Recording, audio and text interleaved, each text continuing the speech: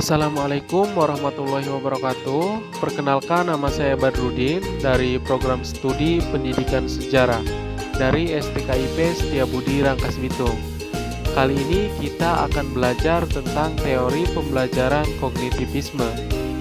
Kognitivisme berasal dari kata kognitif yang terbagi menjadi dua bagian, cognition dan knowing. Cognition atau perolehan, penataan, dan penggunaan pengetahuan, sedangkan knowing yaitu mengetahui. Apa sih kognitif? Kognitif ialah ranah psikologis manusia yang meliputi sistem perilaku mental yang berkaitan dengan pemahaman, pertimbangan, pengolahan informasi, pemecahan masalah, kesenjangan, dan keyakinan.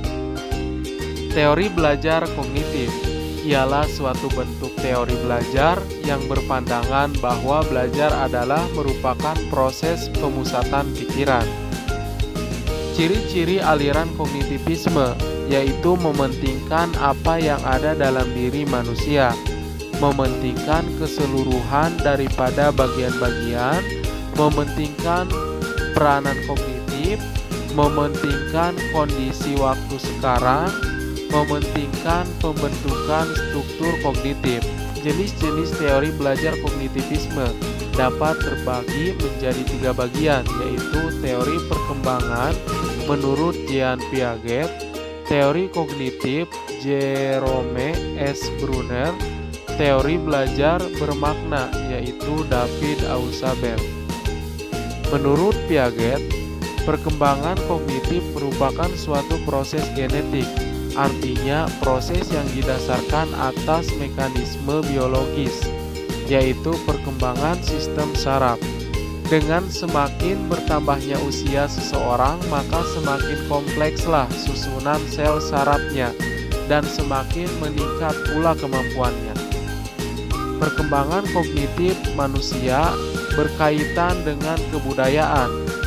Bagi Bruner, perkembangan kognitif seseorang sangat berpengaruh oleh lingkungan kebudayaan, terutama bahasa yang biasanya digunakan. Ini menurut Bruner. Nah, belajar menurut Ausubel dapat diklasifikasikan ke dalam dua dimensi. Yang pertama yaitu berhubungan dengan cara informasi atau materi pelajaran disajikan pada siswa, baik melalui expository maupun inquiry. Yang selanjutnya yaitu menyangkut cara bagaimana siswa dapat mengaitkan data atau informasi itu pada struktur kognitif yang telah ada. Nah, jadi ada beberapa perbedaan dan persamaan teori Bruner dan Ausubel, yang dimana memiliki perbedaan. Di sini Bruner menekankan adanya penemuan, sedangkan Ausubel yaitu menekankan adanya materi yang disajikan dan dapat diinternalisasikan oleh pembelajar.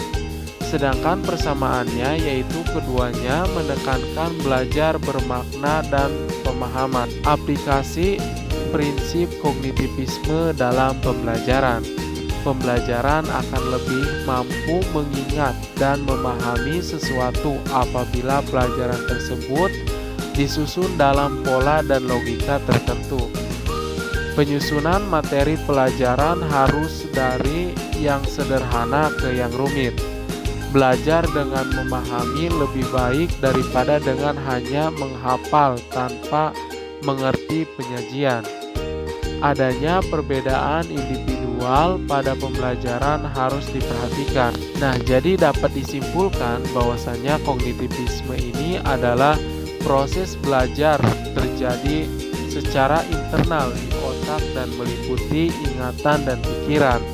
Hasil belajar sebagai suatu struktur kognitif tertentu, menekankan adanya pemahaman tentang apa yang dihadapi sekarang dengan yang telah dijumpai sebelumnya.